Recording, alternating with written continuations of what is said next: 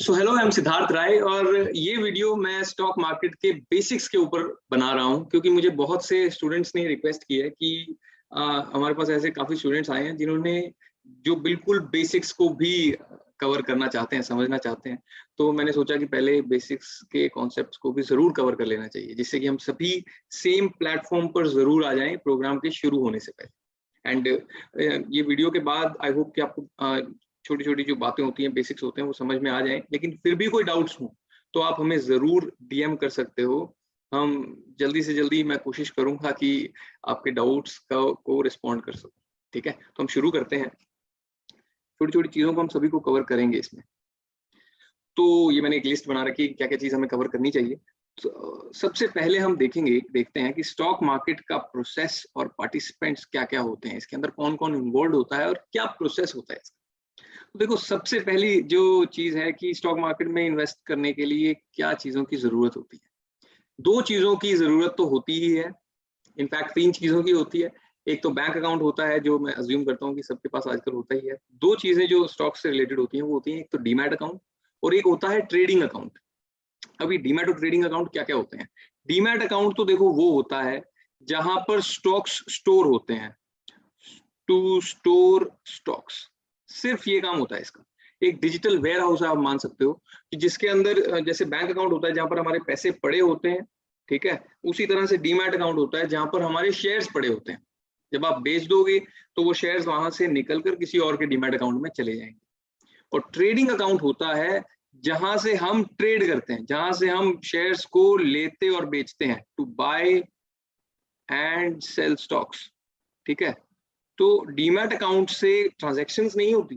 Demat account सिर्फ storage के लिए होता है और ट्रेडिंग अकाउंट ट्रेड करने के लिए होता है, जहां से हम बाय और सेल दोनों चीजें करते हैं। अब ये तो दोनों अकाउंट हमारे होने जरूरी हैं, ठीक है, अगर हम इन्वेस्टिंग स्टार्ट करना चाहते हैं तो। उससे ही जुड़ा हुआ दूसरा एक बंदा आता है, वो है स्टॉक ब्रोकर। अब ये होता है स्टॉक मार्केट का एक पार्टिसिपेंट। स्टॉक ब्रोकर के बिना आप स्टॉक मार्केट में इन्वेस्ट करना स्टार्ट नहीं कर सकते, डायरेक्टली एटलीस्ट स्टार्ट नहीं कर सकते।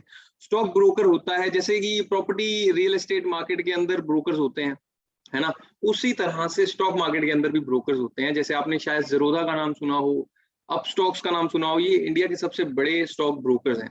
ये क्या करते हैं, ये आपके और जो आपके सामने दूसरा बायर या सेलर कोई मार्केट के अंदर है, उसके बीच में एक मीडिएटर का रोल प्ले करते हैं।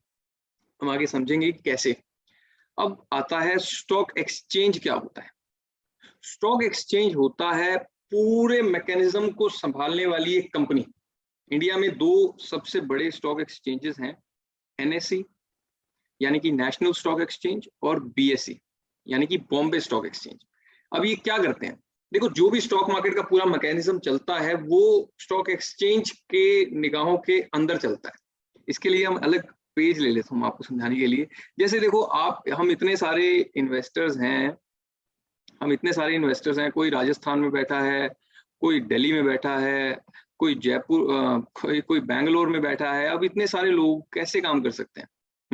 वो अलग अलग स्टॉक ब्रोकर्स के पास अकाउंट खुलवाते हैं, ठीक है, और ये सभी स्टॉक ब्रोकर्स एक एक्सचेंज, स्टॉक एक्सचेंज के मेंबर होते हैं।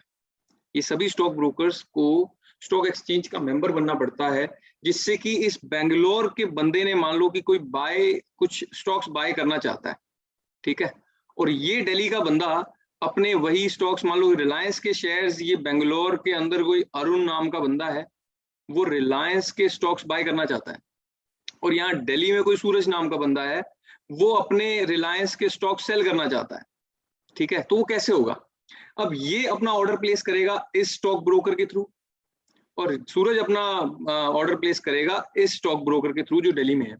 ये दोनों स्टॉक ब्रोकर्स इस स्टॉक एक्सचेंज के मेंबर हैं। तो ये दोनों ऑर्डर्स इसी मैकेनिज्म के अंदर ये जो जुड़ाने का काम करता है वो स्टॉक एक्सचेंज करता है। वो प्लेटफॉर्म प्रोवाइड करता है जिसके थ्रू कहीं का भी बायर और कहीं का भी सेलर अपने एक साथ में कनेक्ट कर सकते, ठीक है। इसको हम और डिटेल में समझेंगे धीरे धीरे। आप जब आगे अलग अलग कॉन्सेप्ट को पढ़ेंगे तो सब चीजें क्लियर होती जाएंगी। अब देखते हैं कि ये निफ्टी सेंसेक्स क्या होता है। आपने बहुत सुना होगा Nifty Sensex, in fact bank Nifty भी सुना होगा आपने, बैंक निफ्टी। तो देखो निफ्टी तो है, इंडिया में दो बड़े स्टॉक एक्सचेंजेस हैं, जैसे कि मैंने बताया कि एनएसई और बीएसई, एनएसई और बीएसई, ठीक है। निफ्टी है एक इंडेक्स, दोनों ही निफ्टी और सेंसेक्स एक इंडेक्स है। निफ्टी एनएसई का इंडेक्स है और सेंसेक्स बीएसई का एक इंडेक्स है, ठीक है। अब इंडेक्स क्या होता है? इस इंडेक्स का मतलब होता है कि एक एवरेजेस हैं, एवरेजेस हैं। निफ्टी तो टॉप 50 कंपनीज की एवरेज है, ठीक है, और सेंसेक्स टॉप 30 कंपनीज की एवरेज है। इनफैक्ट निफ्टी का तो नाम भी निफ्टी 50 है, पूरा नाम। तो इसका यहां से आपको आराम से याद हो सकता है कि निफ्टी 50 कंपनीज का इंडेक्स है, बड़ी बड़ी कंपनीज जैसे कि रिलायंस हुआ, एचडीएफसी हुआ, ठीक है। इसके अलावा जैसे सीमेंट के अंदर अल्ट्राटेक सीमेंट हुआ, ये इस तरह की जो बड़ी बड़ी कंपनीज हैं वो सभी निफ्टी 50 की मेंबर होती हैं और ये एक एवरेज बन जाती है, ठीक है। उसके हिसाब से अगर आप पूरा मार्केट को किसी एक चीज से देखना चाहें कि भाई आप पूछोगे आज मार्केट कैसा था, आज मार्केट ऊपर था या नीचे था, तो मैं आपको ये बता सकता हूँ कि यार आज निफ्टी 100 पॉइंट्स ऊपर थी, इसका मतलब कि आज मार्केट कुल मिलाकर ऊपर था। और मैं अगर कहूँ कि निफ्टी नीचे थी तो इसका मतलब कि मार्केट कुल मिलाकर आज नीचे था, डाउन था, ठीक है। और इसी तरह से सेंसेक्स है। अब ये इंडेक्स फेमस इसलिए है कि इनके अंदर भी ट्रेड कर सकते हैं हम। अब ये ट्रेड कैसे कर सकते हैं ये हम आगे समझेंगे कि कैसे कर सकते हैं। इन्वेस्टर कौन होता है? इन्वेस्टर तो आप समझते ही हैं कि आप और मैं इन्वेस्टर ही हैं, ठीक है। जो बंदा इन्वेस्ट करता है वो इन्वेस्टर होता है। डिपॉजिटरी क्या होता है? डिपॉजिटरी को हम समझते हैं, आपने अभी जो हमने डीमैट अकाउंट डिस्कस किया, उस डीमैट अकाउंट को मैनेज करने वाली कंपनीज को हम कहते हैं डिपॉजिटरी, ठीक है। ये इंडिया में दो सबसे बड़ी डिपॉजिटरी है, CDSL central depository services limited और NSDL national securities depository limited. ये दो बड़ी कंपनीज हैं जो डिपॉजिटरी का काम करती हैं। अब डिपॉजिटरी क्या करती है? डीमैट अकाउंट मैनेजमेंट का काम करती है, ठीक है। कि आपके अकाउंट के, आपने जब डीमैट अकाउंट के अंदर शेयर्स आते हैं और वहां से जाते हैं तो उस चीज की मैनेजमेंट डिपॉजिटरी करता है, ठीक है। अब देखते हैं कि ट्रेडिंग टर्मिनल क्या होता है। ये एक बहुत आपके साथ जुड़ी रहने वाली चीज है, ये ट्रेडिंग टर्मिनल। ट्रेडिंग टर्मिनल होता है जैसे मैंने आपको बताया कि आपको एक ब्रोकर के पास अकाउंट खुलवाना जरूर पड़ता है, ये ट्रेडिंग और डीमैट अकाउंट, अगर आप ट्रेडिंग या इन्वेस्टिंग स्टार्ट करना चाहते हो तो, ठीक है। अब उसके बाद क्या होता है? उसके बाद हमारे पास 3 तरीके होते हैं ट्रेडिंग करने के। पहला तो ये बार बार ये कैसे आ जाता है, पहला तरीका होता है कि आप अपने ब्रोकर को कॉल कर सकते हो और उसको ऑर्डर प्लेस कर सकते हो, उसको बोल सकते हो कि यार आप मुझे ये 100 शेयर्स रिलायंस के बाय करने हैं तो मुझे बाय करके दे दो, ठीक है। दूसरा तरीका होता है कि ब्रोकर्स ने वेबसाइट बना रखी होती है, ये सभी ब्रोकर्स ने नहीं बना रखी होती, बड़े ब्रोकर्स ने बना रखी होती है, ठीक है। उस वेबसाइट के ऊपर आप कर सकते हो। ये मैं आपको अभी एक चीज दिखाता हूँ, ये मैं आपको करके दिखा देता हूँ। ये देखो, ये ज़ेरोधा की जैसे वेबसाइट है, इसका नाम है काइट, ठीक है। मैंने इसको यहाँ से लॉगिन करूंगा, मैंने पासवर्ड पहले से डाल दिया था, जाकि थोड़ा सा मैं डाल सकता हूँ इस चीज का, तो मैंने पहले पासवर्ड डाल दिया था, अब मैंने इसको लॉगिन कर दिया है, ठीक है। जब मैं लॉगिन करता हूँ तो यहाँ पर ये मेरी पूरी ट्रेडिंग स्क्रीन आ जाती है। यहाँ से मुझे डायरेक्टली रोज ज़ेरोधा से बात करने की जरूरत नहीं है। अब यहाँ से मैं स्टॉक्स के प्राइसेस भी देख सकता हूँ। ये देखो रिलायंस का प्राइस आ गया, निफ्टी 50 क्या प्राइस चल रहा है ये आ गया, बैंक निफ्टी क्या प्राइस चल रहा है वो भी आ गया। यहाँ मान लो कि मैं एसबीआई के शेयर्स को ऐड करना चाहता हूँ इस लिस्ट के अंदर, तो यहाँ मैंने एसबीआई लिखा, एसबीआई का कोड है SBIN, यहाँ लिखा और वो यहाँ पर आ जाएगा। इसका ये प्राइस चल रहा है इस टाइम पर 428 समथिंग, ठीक है। अब यहाँ से मैं अगर बाय करना चाहता हूँ, ये मैं अकाउंट थोड़ा सा यूज नहीं करता, वरना यहाँ पर सब कुछ आपका बैलेंस वगैरह आ जाता है कि आपने ये देखो फंड्स के अंदर कि आपने कितने फंड्स ऐड किए हुए हैं, आपकी होल्डिंग्स इस टाइम पर क्या है, इस टाइम पर पोजीशंस क्या ले रखी है मार्केट के अंदर आपने, सब डेटा आपको यहाँ पर आराम से मिल जाता है। अब मान लो मैं इसको बाय करना चाहता हूँ, तो मैंने यहाँ पर किसी भी स्टॉक पर गया, बाय पर क्लिक किया, यहाँ पर बस पूरी डिटेल्स फिल करता हूँ, क्वांटिटी, प्राइस और ये सब, और बाय पर क्लिक करता हूँ। अगर मेरे अकाउंट में पैसे होंगे तो अपने आप बाय हो जाएगा, ठीक है। अब इसमें ब्रोकर से मेरा डायरेक्टली कोई लेना देना नहीं होता, ठीक है, डायरेक्टली कोई लेना देना नहीं होता, लेकिन ब्रोकर के पोर्टल से ये सब कुछ हो रहा है, तो ब्रोकर के कंट्रोल में तो कुछ हद तक ये चीजें हैं। तो जैसे ही मैं बाय करूंगा, अपने आप जो ब्रोकर की ब्रोकरेज है वो वहां से कट जाएगी मेरी अमाउंट से, और वो उसके पास चली जाएगी, बाकी के शेयर्स मेरे पास आ जाएंगे। ठीक है, एक तरीका ये होता है कि वेबसाइट बना देते हैं। तीसरा तरीका होता है कि ट्रेडिंग सॉफ्टवेयर दे देता है ब्रोकर हमें, हम उससे भी ट्रेड कर सकते हैं।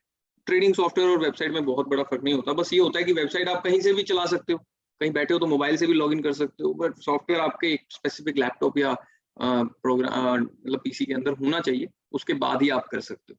तो इन चीजों से इन पोर्टल्स को हम ट्रेडिंग टर्मिनल कहते हैं, जहां से आप प्राइसेस को लाइव देख सकते हो और ट्रेड भी कर सकते हो बिना किसी इन पर्सन कॉन्टैक्ट को किए।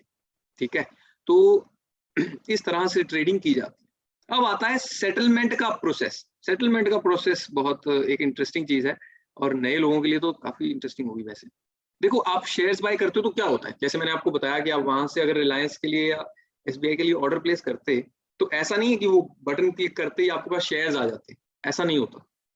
इसमें क्या होता है कि कुछ एक पूरा प्रोसेस होता है।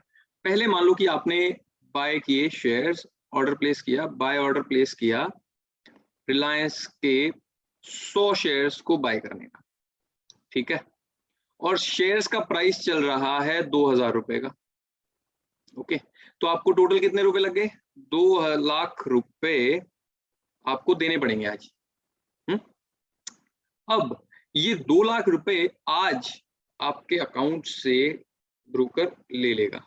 ठीक है, और साथ में अपनी ब्रोकरेज ले लेगा। तो इस दिन को कहते हैं हम ट्रेड डे, टी डे, यानी कि ट्रेड डे। ठीक है, अब next day T+1, trade plus 1 day. क्या होता है? आपको कुछ नहीं करना होता है, आपका कुछ नहीं होता है इसमें काम। यहां पर ब्रोकर जो है वो आपसे आया हुआ फंड भेजता है एक्सचेंज के पास। मैंने आपको बताया था कि एक्सचेंज इस सब चीजों के बीच में होता है। ठीक है, और एक्सचेंज क्या नाम, वहां से अब थर्ड डे पर हम आ जाते हैं, T+2, ट्रेड प्लस 2। इस दिन क्या होता है कि एक्सचेंज जिस बंदे ने आपको शेयर्स सेल किए थे उससे शेयर्स लेता है। ठीक है, उसके डीमैट अकाउंट से निकलते हैं, और T+2 डे के ऊपर आपके डीमैट अकाउंट में वो शेयर्स आ जाते हैं। ठीक है, और वो जो पैसे आपके यहाँ से कटे थे पहले दिन, वो पैसे T+2 को सेलर के पास आएंगे। ये रुपए 2 लाख रुपए थर्ड डे यानी कि T+2 के ऊपर सेलर के पास आते हैं। यानी कि जब आप शेयर आज बाय करते हो तो वो T+2 पर आपके पास आपके अकाउंट में आते हैं। ठीक है, और अगर आप सेल करते हो तो आपको जो सेल करने के पैसे हैं वो T+2 पर आते हैं। यानी कि आज अगर मैंने किया तो उसके 1-2 दिन बाद के ट्रेडिंग सेशन के अंदर हमें पैसे आएंगे, और अगर मैं बाय करता हूं आज कोई शेयर्स तो मुझे T+2 डेज के बाद वो शेयर्स मेरे अकाउंट में आएंगे, मेरे डीमैट अकाउंट के अंदर आएंगे। ठीक है, तो ये तो था सेटलमेंट का प्रोसेस, और ये हमने स्टॉक मार्केट के प्रोसेस और पार्टिसिपेंट्स की बात की। तो पार्टिसिपेंट्स कौन कौन से थे? पार्टिसिपेंट्स यहाँ पर हमारे थे स्टॉक एक्सचेंज, सबसे पहला हमने देखा है ना। फिर आया ब्रोकर जैसे कि ज़ेरोधा टाइप्स, फिर आया इन्वेस्टर जो हम हैं, इसके अलावा क्या थे? डिपॉजिटरी, है ना। तो ये सभी इसके पार्टिसिपेंट्स होते हैं जो हमें जो सभी एक स्टॉक मार्केट के प्रोसेस के अंदर इन्वॉल्व होते हैं। और प्रोसेस भी हमने देखा कि सेटलमेंट वगैरह का प्रोसेस क्या होता है, निफ्टी सेंसेक्स आप समझ गए। तो इसके बाद डीमैट ट्रेडिंग अकाउंट, इसके बाद मुझे लगता है कि खुलवा ही लोगे आप, अगर नहीं खुलवाया है, खुलवा ही रखा है तो फिर तो बहुत ईजी हो जाएगा।